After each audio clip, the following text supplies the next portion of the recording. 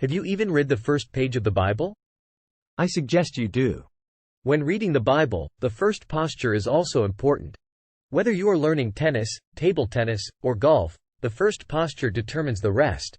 To speed up your development, you need to keep your posture right and exercise from there. As with the basics, the posture is the same. You must construct your basic posture first, then add flesh to it, just as you would a building. In the same way, you shouldn't simply read the Bible when you read it. Reading the Bible requires a certain posture. First, you must learn and master it. The Bible has a unique posture in addition to its basic posture of reading. Without preparation, you don't last long when you read the Bible. The first step is to revise your understanding of the Bible. It is a book, the Bible. To read the Bible, we must first organize the meaning of reading books, which we often misunderstand. People don't read books well because they haven't thought about them deeply. You have not yet discovered the book's amazing treasure. Books are personal conduits and tools that meet the people who write them. Rather than reading books, people today listen to the author's story through lectures or videos. Through the book, we get to know the thoughts, minds, and values of the author. You get to know someone to some extent if you read a few books written by them. The book is the author's personal work. Readers enjoy good encounters with good books. It is at those moments that we meet great people through reading the stories or writings of great people. There are still thousands of people who want to talk to you in the book.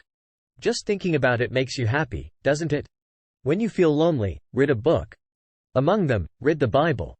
Then you will suddenly feel satisfied.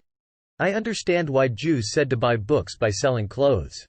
Even now, we need to properly check what it is to read a book. Additionally, you don't read books because you get tired of reading them first. Why is that so? It is common for people to associate books with studying. When you read a book that is too difficult for a long time, you sometimes don't understand it. My head throbs. There, I get tired of it. The same misunderstanding occurs when studying the Bible. First of all, I hate how the language makes me feel when I say, "Let's study the Bible." However, studying actually means a lot more than that. Studying in an intellectual sense is prejudiced. Study originally meant intelligence, emotion, and will, not knowledge. Studying involves reading a book and studying in the field as well. Studying is how you feel, think, and express yourself. Hanging out with friends and maintaining a good relationship is also studying. Secondly, your reading attitude needs to be corrected. Let's change the idea that books speak to me instead of reading them. Consider reading a person's life rather than reading a book. These books have been regarded as mere sources of knowledge information and not their astonishing significance. From now on, let's read a new book. It is also important to have a positive attitude when studying. If you don't have a good attitude, you won't be interested in studying and will quit. Keeping your mind straight is the key to studying well. If you make up your mind, anyone can study well. Reading the Bible is no different. The Bible is not just a book, but a life and a personality as well. A lot depends on how we treat the Bible with our hearts when we read it. When you read the Bible, do you feel sleepy? It's because you speak alone and the Bible doesn't speak to you. What if I told him to talk to the wall alone for an hour? However, if the Bible talks to me, I can't sleep.